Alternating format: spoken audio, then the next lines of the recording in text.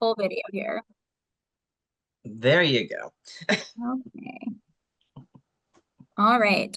Welcome everybody to our 25th scope, Bridging Disciplines, Behaviorally Oriented Interventions for Aphasia. Tonight, we are excited to host two presenters who will be speaking on intervention for aphasia, which is a new topic for our group in our scope events. Brittany Clark and Shauna Fleming will introduce us to the behavioral-oriented communication intervention for aphasia, a collaborative framework that integrates principles of speech-language pathology and applied behavior analysis.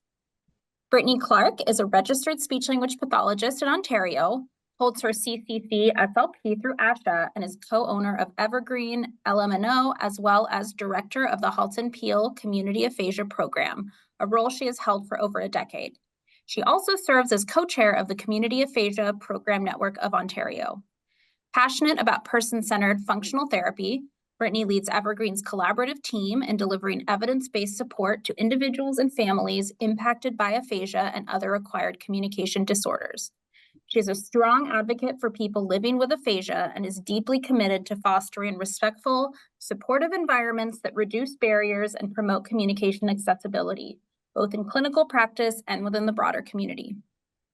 Shauna Fleming is a board-certified behavior analyst and registered behavior analyst with over a decade of experience applying ABA to support individuals with both acquired and developmental disabilities across the lifespan. She is deeply passionate about enhancing quality of life for people with communication challenges, including autism and aphasia, through evidence-based teaching strategies. Shauna is co-founder of Evergreen Communication Therapy and LMNO, as well as Chief Science Officer at Lingo, where she continues to advance innovative, collaborative approaches to communication support. All right, Shauna and Brittany, I'll pass it over to you for your presentation. Thank you for joining us tonight. Thank you. Can you actually pause it, Nakia?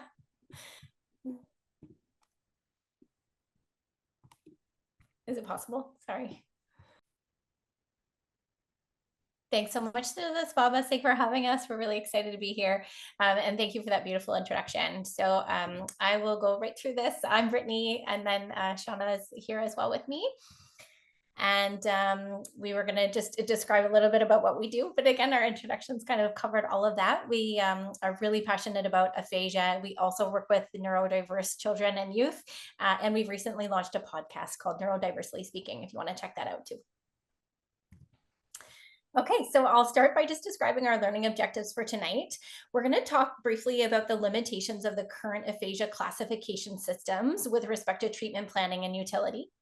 Then we'll talk about how some sample treatment approaches from the aphasia world, mostly from SLP literature like CART, copy and recall, RET, can be enhanced through ABA principles, such as stimulus control transfer procedures, and then systematic data collection to support functional communication outcomes. Then we'll identify opportunities for interdisciplinary or interprofessional collaboration between BCBAs and SLPs to optimize communication outcomes for people with aphasia. We can work really, really well together, and we do believe that we're stronger together. So just because this is the first scope about aphasia, and many people potentially in this group work with other populations, we wanted to just define what is aphasia.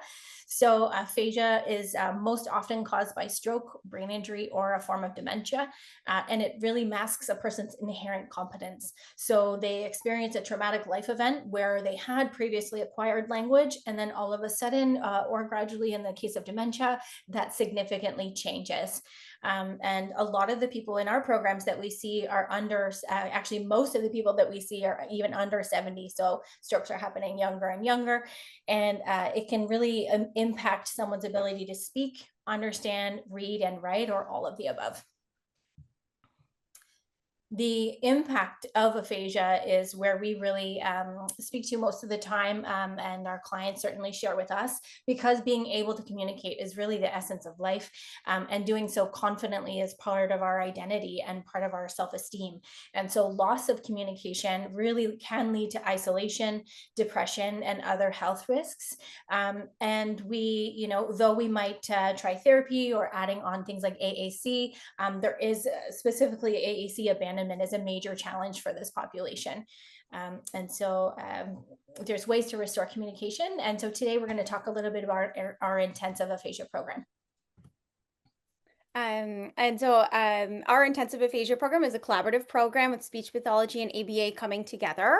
And as a behavior analyst working in the aphasia space, I often come across or reading literature from other disciplines because there isn't a ton in the ABA literature.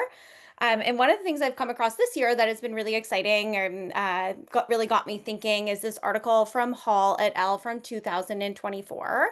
It's called Stroke and Liminality, Narratives of Reconfiguring Identity After Stroke. And part of the article, they include these personal stories. And I thought this one's a nice one that sort of summarizes what living with aphasia can feel like. It's like having your life pulled out from under you. Your brain is your sense of identity. What you can do, how you can read, how you can think. I was proud of that. What I was worrying about most was that I wasn't me anymore and I didn't have a kind of future. I worried most about getting back to work. That was a big thing. And so you can see sort of this sudden big shift that's happened in this person's life. And so this article spoke to me so much when I read it because I come from the autism space where the kids either are diagnosed, like they're usually diagnosed quite early. And so shifting into the aphasia space, it just really struck me that one day these people's lives have changed and the impact of that. And I think we can reinterpret a lot of this using behavior analytic tools and language. And so in the Hall et al., you can change the slide, Britt, thanks. Um, they describe liminality as this uncertainty or this period of uncertainty between pre-stroke and after stroke, and this separation from their pre-stroke identity, and they haven't quite figured out what their post-stroke identity would be because everything was sort of unexpected and out of their control.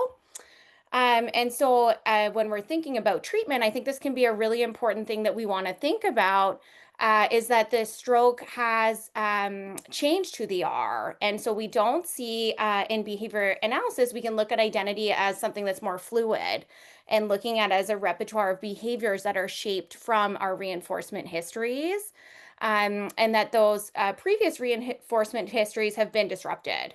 And because of this, there's been changes in reinforcement value. Previous reinforcers are maybe lost, or activities that they used to do, they simply can't do anymore. The roles that they used to do, they can't do anymore, reducing those opportunities to contact things that were reinforcing prior to the stroke. We see their motivation can shift. What was once rewarding, either now they maybe can't do, is of little value in this post-stroke rehabilitation journey.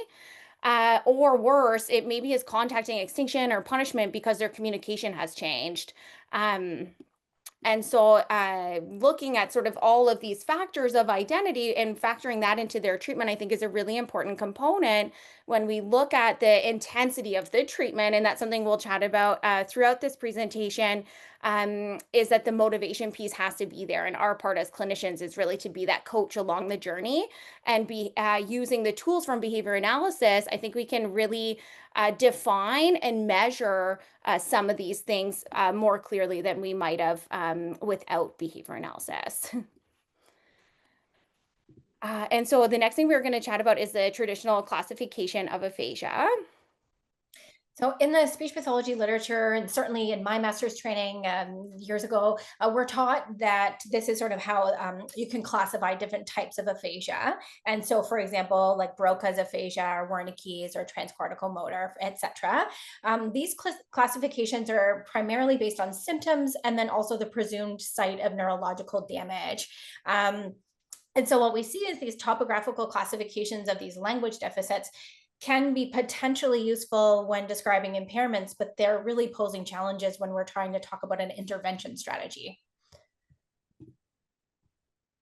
And so while this framework has been the foundation in the field, and certainly most speech pathologists kind of think of it that way, more recent research has questioned the clinical usefulness of it.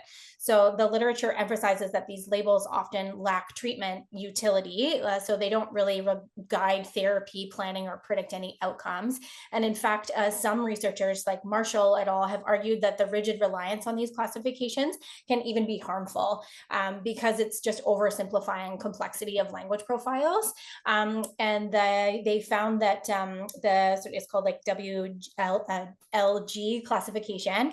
They could actually assess someone, and someone could have entirely different deficits, but still have that same label or that same type of aphasia. And so I love this chart. It's from the Baker, LeBlanc, and Wright's article, Behavioral Conceptualization of Aphasia. One of the first articles I read when I was interested in getting into the space. And I read it many, many, many times. It's very dense. But the first part was I was trying to understand anomia and Broca's and Wernicke's and all these different classifications of aphasia. And then this chart that they share shows some of the different observed deficits. And you can see that there's X's in like all the different there's a lot of overlap between where there's X's and where there's not. And so it's inefficient, really, this classification system. Because it doesn't give us those ideas for treatment. And so it allows people with the same diagnosis to really have entirely different symptoms. And so, like Brittany sort of highlighted, it doesn't really help us as clinicians to figure out what are we going to target and how are we going to support this person. And so I love, if you haven't read that article, I highly recommend the behavioral conceptualization of aphasia. Mm-hmm. Great. So we'll shift over and just briefly touch on what do we do in the speech pathology literature and in practice for assessments for aphasia. And so and sort of like classification aside, when we're just trying to better understand the client's strengths and needs, we use a variety of assessments to determine which linguistic components are impaired. This can be anything from their ability to produce sounds and words, their ability to construct grammatically correct sentences, both spoken and written, understand a little bit more about their understanding of oral language. Do they understand written language? Their ability to tact or label or sort of find the words, which is like the hallmark of aphasia. We look at their voice and their intonation, their rhythm, their speech. All kinds of different things are assessed in sort of a traditional SLP approach. And then these are some of the more commonly used SLP assessments. The red book there being the Western Aphasia Battery, the blue one is the Boston, and then a higher level language test, a little more informal one is called the Mount Wilga. And so we find that these standardized assessments can certainly be useful to understand the person's individual oral and written language skills, as well as things like their, like I mentioned, their ability to label things or do an interverbal sentence fill in. Often also helps us understand if they can answer yes/no questions and how reliable is that. So I find that interesting, particularly if I'm going to support their communication using something called supportive conversation for people with aphasia. If I'm going to write out the keywords as we're speaking, this helps me to assess, can they understand what I'm writing, and things like that. Or if I'm using yes/no questions, is their yes/no response reliable or not? And so we find for moderate severe aphasia, those more standardized ones work well. And then the Mount Wilga, again, is used for full higher level language. And then we can use dynamic assessment on top of that. So dynamic assessment, we like to use in the aphasia space as well. It really just involves, what do I do if I'm adding on another layer of support? And so that what the standardized measure says is one piece, but then what if I add in those layers? And that's sort of like that dynamic assessment. And so these assessments are not natural for me as a behavior analyst. And so I love this article from Barb Ash et al. From 2010, looking at speech and language assessments and how we can use the verbal operants to interpret them. So traditional speech assessments, like Brittany highlighted, are really looking at the form of the language or the topography. And then, of course, as behavior analysts, we are looking at its function. And so the two really work really nice together to get a full picture of their communication. And then as applied clinicians, we have to be really focused, I find anyways, on being efficient but effective. And so I can't necessarily always have time to do my own assessment that I would like to do on verbal operants. When we first started our intensive aphasia program years ago, that was something Brittany and I were working on, and we did run it a couple of times, but it ended up mostly being time consuming. And then a lot of individuals they don't have the money to pay for this like extra assessing and that sort of thing that we wanted to do. So we found some ways to be flexible. And that's one of the things that Ash suggests in her research article on the speech and language assessments, is that we can bridge the gap between our two fields by reinterpreting those existing assessment tools using verbal behavior analysis. And so this means looking deeper into the test results, and I'll often take the booklet from Brittany and sort of code some things that way for the things that are what is actually controlling those responses. So what are the actual antecedents and the consequences that were evoking that response? And so, of course, as behavior analysts, we are uniquely positioned to do this verbal operant analysis and look into what types of verbal operants might have fallen under these common assessments in aphasia. One thing to highlight is that the manned repertoire is often missing from, I think, every assessment and often missing from ours as well, because the antecedent is tricky to contrive really in a therapy setting. Not that we don't do it, but it is does have some challenges. And then just on the next slide over, you can see sort of a similar thing with the Boston assessment, that the mands are largely ignored or totally disregarded in both the WOB and the Boston, and then the tend to favor the tact and intraverbal repertoires. But I can get a little bit of information about the other verbal operants as well, which gives me enough to sort of get a hunch going, and we'll share what we do with that hunch. Summarizing here in behavioral terms, we're looking at aphasia, not as like a cognitive loss of language, more as a disruption in stimulus control. And by combining that linguistic approach where we're looking at the form with the behavior analytic approach where we're looking at the function of language, we're better equipped to develop those effective client-centered therapy approaches. Our goals tend to be based on those observed deficits rather than inferred cognitive deficits, or using some of those like charts to classify, like they have anomia, so I should work on this. We will do it based on our observations. We're using the verbal operants to define our language targets. And then we also do bring in some of Haughton's learning channels, which is also referenced in Baker, LeBlanc, and Wrights if you haven't, if you're interested in more information. Lots of good stuff in that article. And then our treatment is focused on rebuilding those functional repertoires through stimulus control transfer procedures.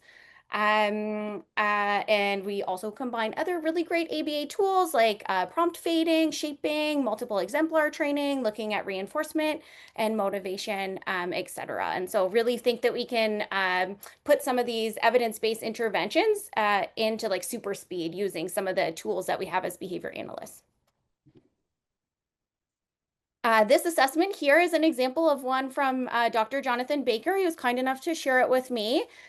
He developed it with a set of, I think, with his students, using the learning channels and verbal operants. And so this assessment has, I want to say, at least 30 subtests that you would administer.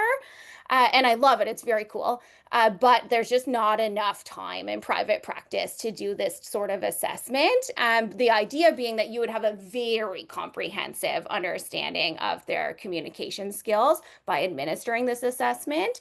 It looks at, you can see the title here, right, non-identity transcription. And then they do each of the learning, in this assessment, they have each of the learning channels that you could assess. And so we've pulled examples of that, and we'll show you how we use it in an applied setting to be more efficient than a more standard approach like this. So as we're sharing about our behaviorally oriented communication intervention, Shauna and I have developed this, and it's really truly evolved over 5 years of collaborating with one another. And so that collaboration is really at the forefront. It's been sort of 5 years of us learning each other's language, sitting down and assessing the client together so that, you know, I'm maybe doing the WOB and Shauna's looking over my shoulder and sort of reinterpreting on the fly, speaking, like I said, speaking one another's languages, and then analyzing potentially, if we're doing the WOB, analyzing that together. And then, for example, I might be completing that assessment. Shauna is examining the error patterns. And then we're also taking turns writing programs, sending them to one another, editing them, sending them back to each other. And so this is sort of developed over time. And sometimes we like to explain to our clients about sort of who does what, in a very, very simplified way, is like the why is the client, like you're here because you want to say good morning to, or I love you to your family members. And that's really the why. The SLP, often, again, overly simplified, but kind of brings the what. So I might look at what are we going to be working on, and I will assess all of your skills and look at what are your strengths, and then what are some of those areas of need, specifically because a lot of people just come and they say they want to talk more or better. And so it's very broad when they don't have like a very specific goal or environment. And then I say that the BCBA kind of comes in and looks at the how. So examines and determines those stimulus control transfer procedures based on the assessment results. So oversimplified, but it's kind of how we look at it. And then in our program, we're usually looking at trying to tackle kind of three types of goals: impairment-based, communication-based, and participation-based. That impairment-based being more focused on the symptoms of aphasia, like speaking, reading, writing, understanding. It tends to be more drill-like, probably looks a lot more like our DTT traditional type of programming. And in speech pathology, looks more like probably drills and homework worksheets, that sort of thing. And then looking at the communication-based goals, enhancing their communication. So of course their communication has changed often as the result of a stroke. And so how do we get them to get back communicating? If their words aren't coming, how can they be using gestures? How can we be teaching them to write things down? And getting them to readily use those strategies is something that I'm very interested in as a behavior analyst. I think it's something that's sort of missing right now, where we teach the strategies to them and tell them they should use gestures, but then seeing it actually used in the real world is often missing, that generalization outside of therapy. And so bringing caregivers in at this point is also very critical. And then looking at the participation-based ones, these are the ones where we're helping them bring those things that we're practicing in therapy into the real world. So, all right, this week we're going to Tim Hortons and we're ordering that coffee we've been practicing all week, and setting them up, and then also following up with them to provide that reinforcement and that check-in about the goal that they've been working on. And so we find that these sort of three things work really well together. The drill work has a time and a place, as well as this casual conversation or communication focused goals. And then of course, it's that real life application and generalization to the real world. That's really important. And so going beyond those standardized assessments, just, I won't go into this in a lot of depth, but basically we're sending information and gathering information from people. What are you doing in your life? Like what was something that you were really passionate about maybe before your stroke that you want to get back into? And then what does your week look like, so that we're using really functional targets on vocabulary and language in our within the treatment sessions.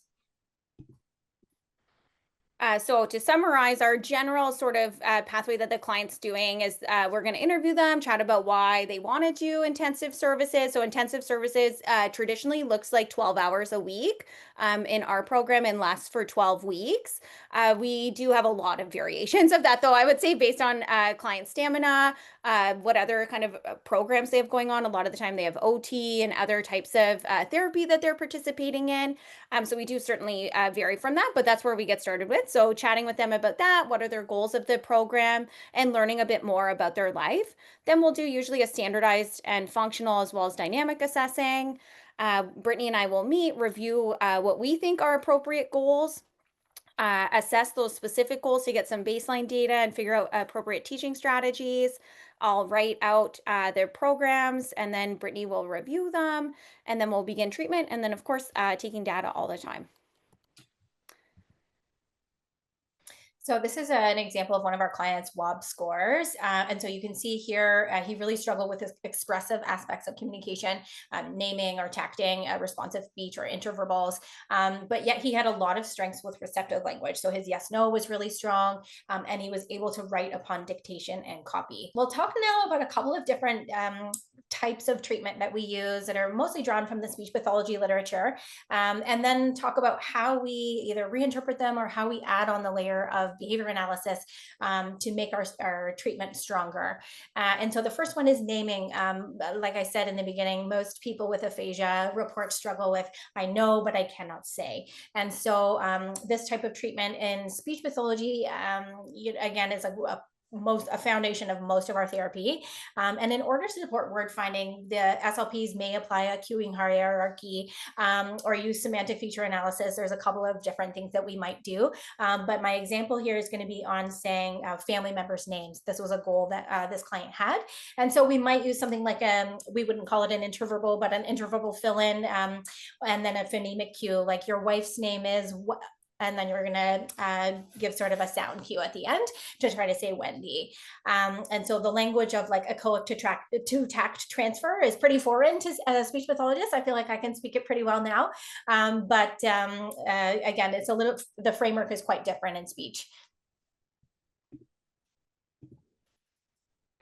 So this was an example of a more dynamic assessment that we did with this client to figure out which verbal operants are strengths and which ones were weaknesses. So we knew he wanted to name his family members and that was a weakness. And then in his case, we were trying to think of, okay, what are some of the strategies we might use? And so you can see here, we assessed his echoics, tacting, and then copying, as well as just writing them like a dictation or from a picture. And in his case, the echoic and the copying were strong, but the other two were weak. And so oftentimes we'll see with aphasia that writing is a nice compensatory strategy that we can teach. So if they can't get the word out with their vocally, then they can write it. And so we'll often look at both as treatment goals. So in his case, we were then able to determine that we could use an echoic or a copy to transfer over to the tact or the transcription response. So here's a graph of our, this one was on tacting. So we used an echoic to tact transfer. This is for him to say his own name. And so at baseline here, he couldn't do it. And then we started treatment. And so in phase 1, we're doing an echoic trial. So showing him his picture and saying his name, and then getting him to repeat it right away, and then adding in a time delay and going to the tact. I think in his case, we did 3 echoic trials and then tested the tact. And then in his case, I find this very interesting in aphasia as well, and it does change depending on the clients, is phase 2 was we just showed him the picture and he just said the tact. Sometimes what we'll find is that you can't prompt fade that quickly, and you can't remove like the echoic. You need a longer time delay process first. But in his case, you can see the data dip slightly when we removed that echoic prompt in phase 2, but not enough that we were concerned. And then he maintained it over time. And then here's our final data here, outcome data. You can see the echoic and the copy obviously stayed strong, but tact and transcription transferred over for the family members that we had taught. Very cool. Again, we wouldn't usually break it down this way or even graph it this way in speech pathology. So I was fascinated. I just absolutely loved seeing this kind of come to fruition. Thanks, Heather. Great. All right, so we'll show you another sample treatment example. This is copy and recall, or called CART. It's again very common. So in this one, we're asking the client to tact or label, and then spell or transcribe, and then tact again. And we're offering an echoic prompt if they error. So for example, what is this? And then you're saying, yeah, in this case, it's turtle. Yeah, it's a turtle. Okay, so, and then you're also writing it. And so in our practice, we've modified in a collaborative approach how we use CART. And so for data collection, we track every correct and incorrect response for each target word. A correct response is when the client writes the name accurately. Anything else or no response is marked as incorrect. And then we graph % correct daily, and we move targets into the next step once they hit that 80% across 2 teaching sessions. And then we're notified essentially if there's any dips in the data. For teaching, we use a C-write transcription method. And so first the client copies the correct spelling while looking at the word. Then we gradually remove letters in a backward chaining approach until they can write the word independently just from the picture. And so at each step, correct responses are reinforced and then errors are reviewed. And then again, of course, if there's errors persisting, then they'll notify the SLP or the BCBA. And then once the client writes the word accurately without prompts, that's when we collect the data for the progress tracking. One thing I found really fascinating reading this CART program, like in the literature, was there wasn't a lot of information around like how many times do you show them the full word and when do you try to prompt fade and that sort of thing. And I really think as behavior analysts, we can add a lot of value helping to operationalize the treatment process so that everyone's kind of doing the same thing. We know when to fade out their prompts. And so again, actually in this case, the client did extremely well, where phase 1 was simply copying the word 3 times. And then we removed the written word and just presented the image, and then he wrote the word. And he was able to do the transfer like within the session. That's phase 1. And then phase 2, that next, once he met mastery, in phase 2, we're just showing him the image and he's just writing it down. And you can see for himself, he did well with that.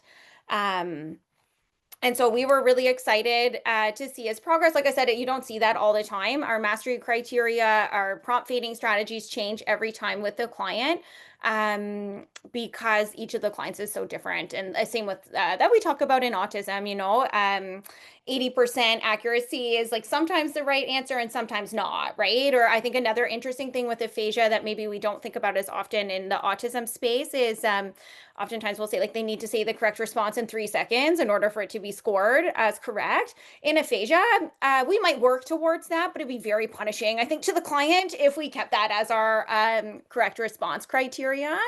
And we're scoring them incorrect if the response took, say, 7 seconds to initiate, because with aphasia, we know that responding time is longer. So I think these are some of the clinical things that we would like to keep in mind to make to customize sort of our approach to each of the clients. So then let's look at another example. Again, common for speech pathologists to work on numbers. It's a fairly common sort of complaint or symptom of aphasia that people have struggled to write down phone numbers or type in their phone number or put something in the microwave. And so our typical approach in speech pathology would be starting with small chunks, like usually 2 to 3 digits, and then just gradually increasing the length as accuracy improves. Of course, we're using repetition and consistent practice. We're giving feedback and ensuring they master those shorter sequences before moving on to longer ones. But we're going to talk about how ABA kind of adds to this as well. Again, I think as behavior analysts, that specificity is really important. And so we would target specific numbers. Sometimes we target specific number sets, like the 20s, for example, or the hundreds, that sort of thing. We'll do an assessment usually to figure out where to begin. In this client's case, he couldn't do the numbers 0 to 9, never mind double digit or more. So we were starting with the single digit numbers. And at HIT, you can see the results here. We did a similar assessment as the verbal, another verbal operant assessment on numbers. I don't have the raw data here, but we would have done that to figure out what his best strategy was. It was echoics. And so using an echoic to TAC transfer for the numbers was a good approach for him. And then in his case, we did add a fluency component and errorless learning. I'm very interested in errorless versus effortful, or whatever you'd like to call the opposite, or an opposite of that, and when to use each of those approaches. I think it's not well defined in the research, and is something maybe May is also interested in if she's still here. And so anyways, looking at combining this idea of accuracy with fluency is, I think, another area that as behavior analysts, we can really come in and help improve the generalization of those therapy goals outside of treatment. Okay, so let's go through another one then. This one's called SPT, or sound production treatment.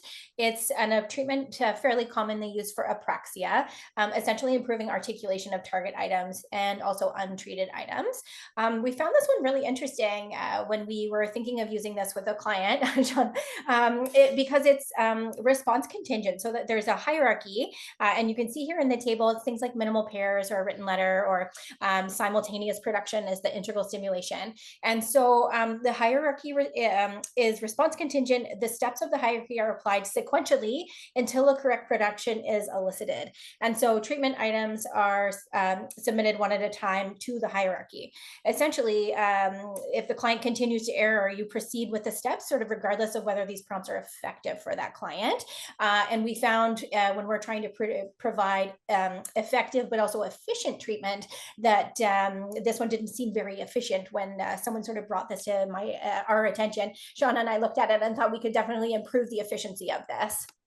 But the rationale then is to reestablish that motor planning pathway as we would do in apraxia. Yeah, I truly, when I first read this, I'm like, I must be missing something. There's no way you're just going through, how many is it? 6 different error correction strategies and hoping that one works. But that was sort of the way it was described in the literature, was you'd start with the minimal pair, and then if that doesn't work, you go on to the written letter, and you just keep moving down this hierarchy until the person says an accurate echoic response. And so we were then able to reinterpret it and come up with a way to use these strategies, but do an assessment first. And so in this case, we were able to, we would have the client repeat multisyllabic words.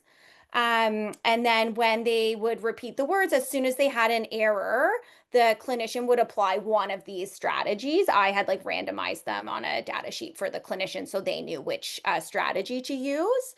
And so here, Brittany, if you want to go to the next slide, thanks. You can see the results of the assessment, where some of those were actually very ineffective prompting strategies for the client. And then actually the client also hated a couple of them and gave us that feedback. Particularly the minimal pair one. He did not like that one, which it was also ineffective. But I was saying to our team, it would be interesting if the client really hated one of the ones that was effective, then either we've got data to say, hey, I know you don't really like this, but none of these other strategies are as effective. What do you think? And then we can take feedback. Yes, sorry, Nikki, it is RBTs and SLPAs doing the intervention. We sort of go between the two, who's administering based on availability.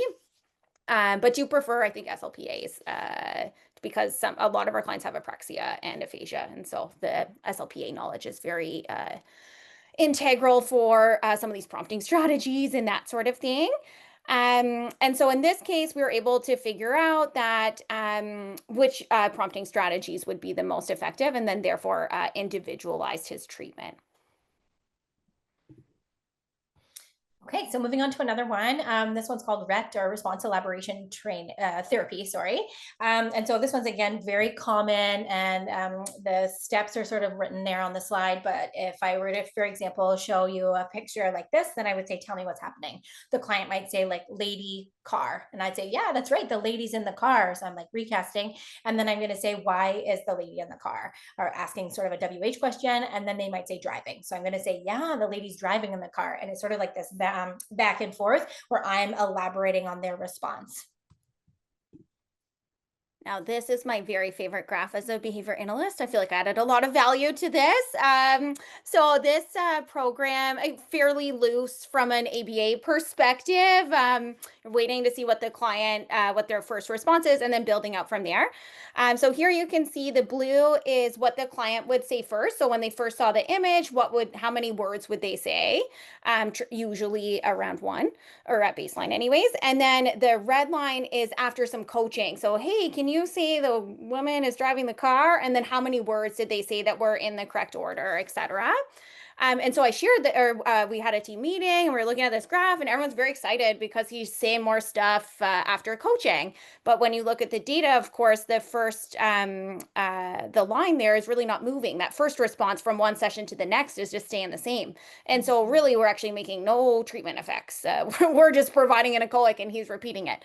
And so We talked about some different strategies, and what we added in actually was a delay to reinforcement. And so when he gave the first response, instead of confirming it right away, we sat back, which can maybe be a little bit punishing, to just let that dead air sort of sit. And then he was coming up with better responses. And so you can see the first couple days that we did this, there's not a big change in his data, but over time, we were then able to get him to use more words in that initial response. And so I think without that ongoing data collection over time, you would never capture this sort of error in your treatment approach, right? And you wouldn't really be able to figure out, oh gosh, I better look at something and I should make a change.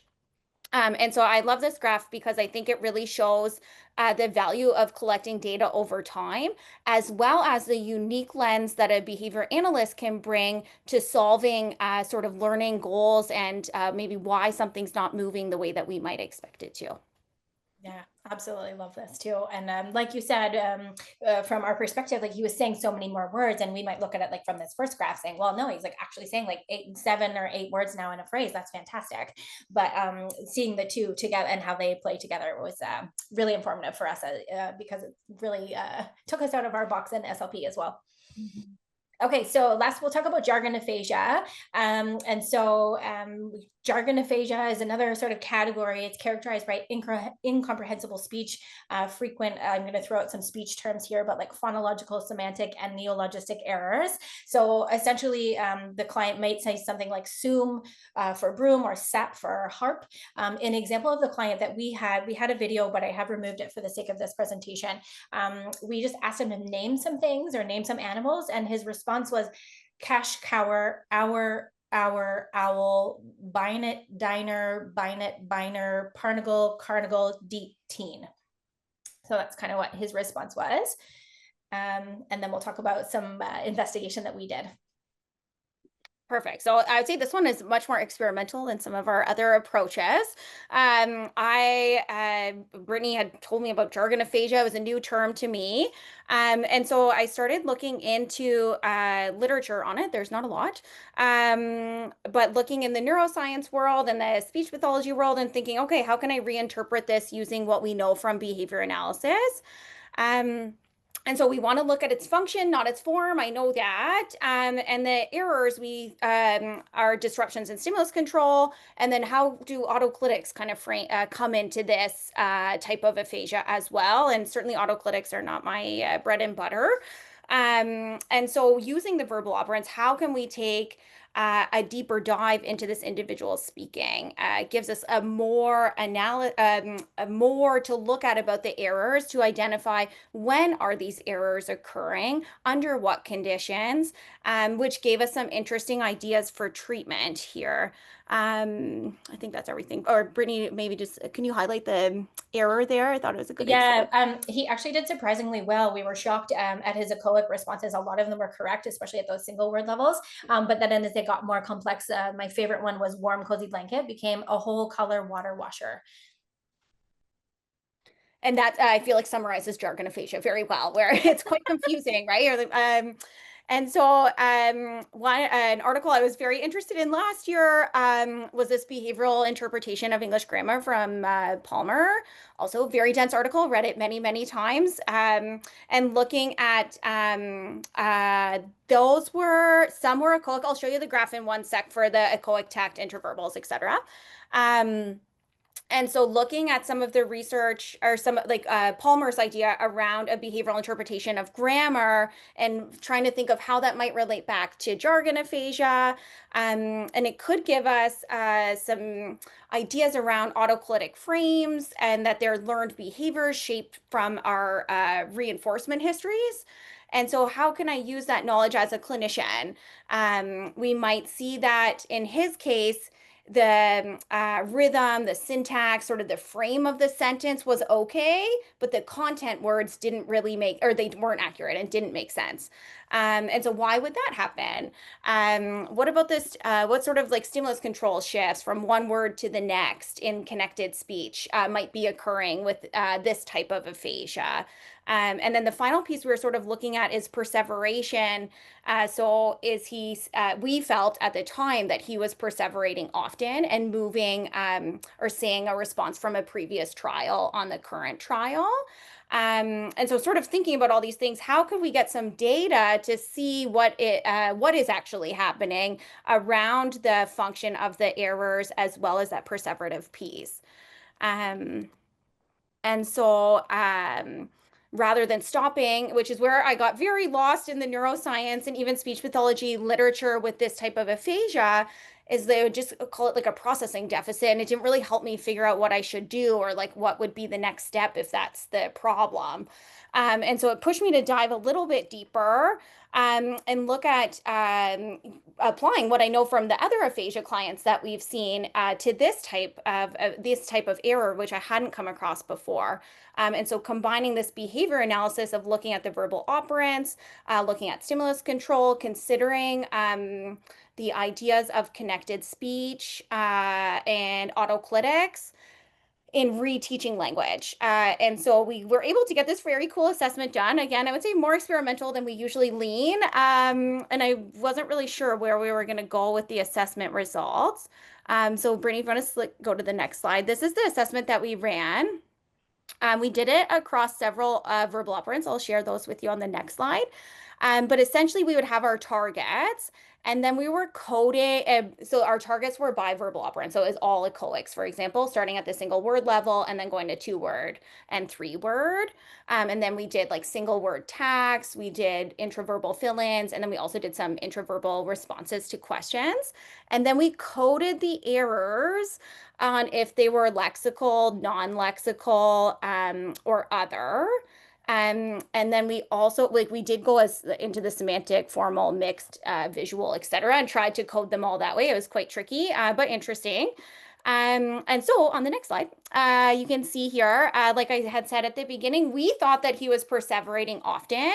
And that first graph there shows that he really wasn't perseverating often, but it did show some discrepancies around when we were likely to see a perseverative response. More likely, thank you for my data, more likely to see those perseverative responses in the tact. And then we also looked at lexical versus non-lexical. Again, I wasn't really sure what to do with the results from here, but I thought it would be like an interesting point if we saw trends, if they're often non-lexical or lexical errors. And in this case, we sort of saw mixed results, and I don't feel like we use those really in treatment, the results from that part. And then the final graph here is the accuracy by verbal operant. So we could see then from here, here's some good prompting strategies. The echoics are the first 2 bars here. And the first bar at the single word, he's 100% accurate. As soon as we started adding in another word, you see the accuracy drops to 50%. So we know if we're trying to use stimulus control transfer procedures to teach him responses, that we want to keep it at that single word level for right now, or we're likely to be teaching or likely for him to have an error.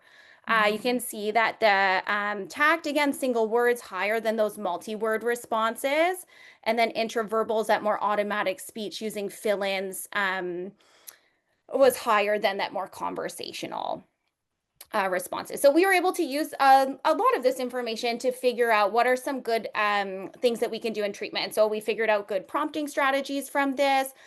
We did put in a program to support perseveration when we were working on labeling, mostly having him do some breathing exercises before we would get started, and doing like a check-in on himself. And the lexical, non-lexical, I don't think we use that for anything, but it was an interesting avenue to explore, and would be interested if anyone thinks we should have.